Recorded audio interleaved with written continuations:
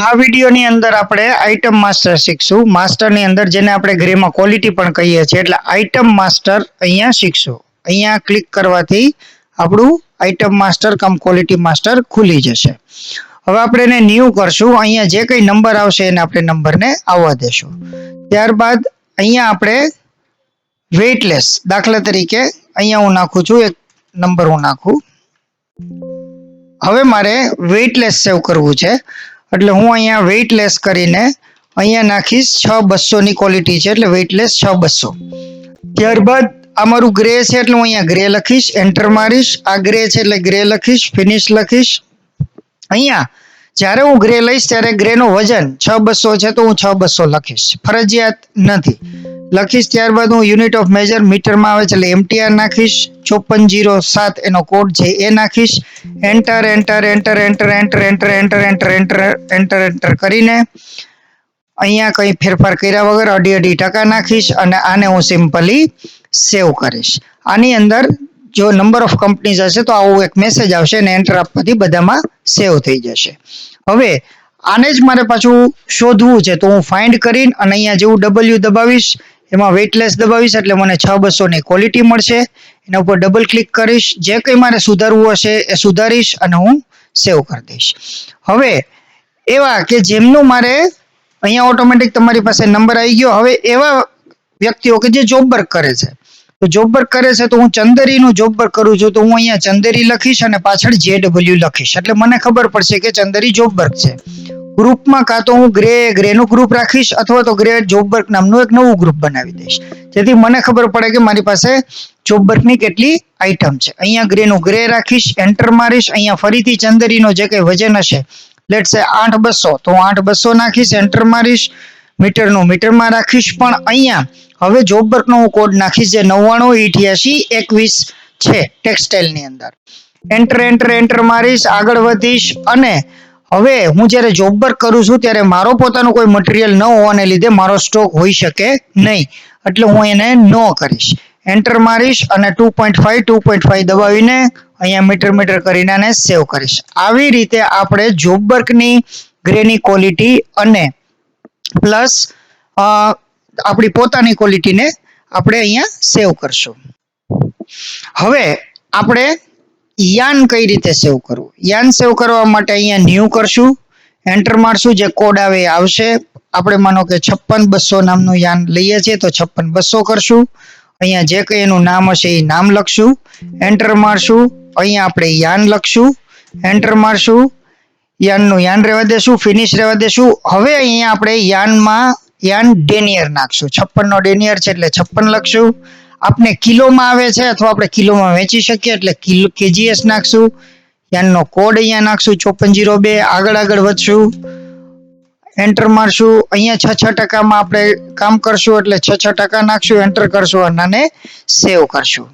હવે ઘણા લોકો એવા છે કે યાનનું પણ જોબ વર્ક કરે છે, તો એમના માટે ન્યૂ કરશું, 56200 એની ક્વોલિટી રાખશું, પણ અહીંયા આપણે શું કરી નાખશું, પાછળ JW લખી નાખશું. એવી જ રીતે મારે ગ્રુપમાં યાનનું ગ્રુપ રાખવું હોય તો યાનનું ગ્રુપ રાખીશ, અને જો જોબ વર્ક કરવું છે તો યાન JW નું ગ્રુપ રાખીશ. એન્ટર મારીશ, એન્ટર મારીશ, એન્ટર મારીશ અને યાનની અંદર જે કંઈ મારે અહીંયા ડેનિયર છે લખીશ. બાકીનું બધું સેમ રહેશે, માત્ર અહીંયા જોબ વર્કમાં ફરક પડશે. 998821 રહેશે.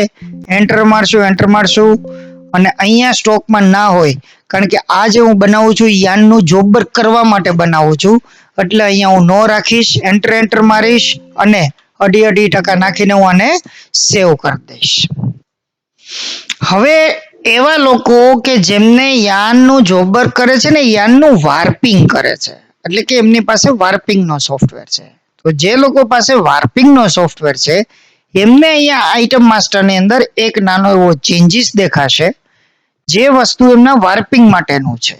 એટલે આપણે યાન ગ્રે બંનેમાં વપરાતોનું આઇટમ માસ્ટર જોયું, અને હવે આપણે વાર્પિંગનું જોઈએ છે. વાર્પિંગની અંદર બહુ સીધું ને સિમ્પલ છે કે અહીંયા તમે જ્યારે ન્યૂ કરો છો ત્યારે જે કોડ આવ્યો તો આવ્યો જ, પણ માનો કે હું અહીંયા 30 કોટા લખું છું, 30 કોટા જેનું હું કામ કરું છું, મારું પોતાનું જ કામ કરું છું, એટલે હું અહીંયા યાનનું કામ કરું છું એટલે યાનનું યાન જ રાખીશ. અહીંયા યાન રાખીશ, અહીંયા ફિનિશ.